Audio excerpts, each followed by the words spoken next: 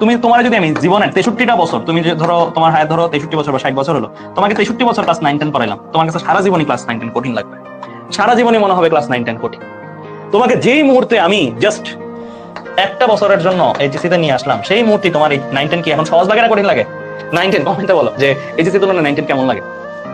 HSC তুলনায় 9-10 কি দুনিয়া সোজা না? মনে হয় যে কি পড়তাম আগে। 2 বছর, কয় বছর পাইছো তোমরা? তোমরা মনে হয় 2.5 বছর পাইছো। 2.5 বছর ধরে 4টা চ্যাপ্টার পড়ছো ফিজিক্সের মাত্র, মানে লাইক যেটা সিটি পরীক্ষার পর। তোমাদের এখনকার সিটি পরীক্ষার পর অত একটা বড় হয়, তাই না? সো ক্লাস 9-10 থেকে যেই মুহূর্তে এইচএসসি তে উঠলা, 9-10 সহজ লাগতে শুরু করলো। এইচএসসি থেকে যেই মুহূর্তে তুমি অ্যাডমিশনের পড়া শুরু করবা, সেই মুহূর্তে তোমার কি হবে?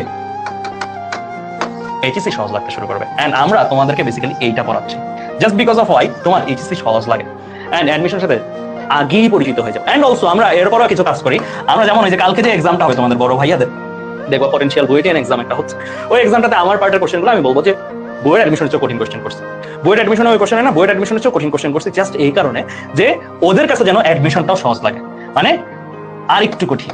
এটা শুধু আমরা না, এটা বিভিন্ন কোচিং সেন্টার বা সব জায়গায় এই জিনিসটা প্র্যাকটিস করা হয় যে আর একটু কঠিন করানো হয়। ধরো অ্যাডমিশনে আসবে 1, তোমার আমরা করাবো 3, লেভেল 1 আসবে অ্যাডমিশনে, আর সরি আমি একটু কম্পারিজন দিই। ধরো এটা তোমার লেভেল 1, গেমের লেভেল থাকে না, লেভেল 1, এটা ধরো তোমার লেভেল 5, হ্যাঁ।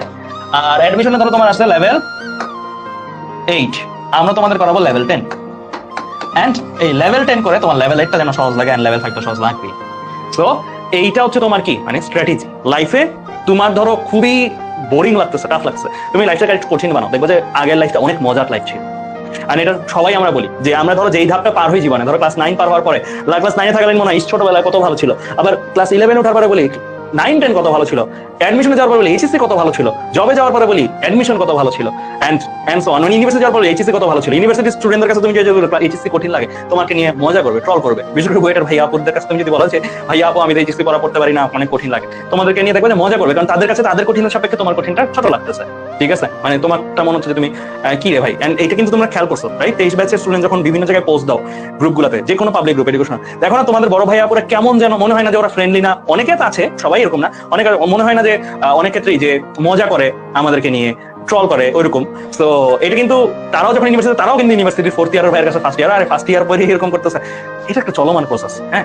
সো এই চলমান প্রসেসে বেসিক্যালি তোমার যেটা করতে হবে সেটা হচ্ছে তুমি তোমার লেভেল থেকে একটু ভলিউম বাড়াই দিবা, মানে তুমি যেই ভলিউমে শুনতা সেই ভলিউমে একটু ভলিউমটা বাড়াই দিবা, তাহলে তোমার আগের ভলিউমটা আরো প্লিজেন্ট, আরো সুন্দর লাগবে আগের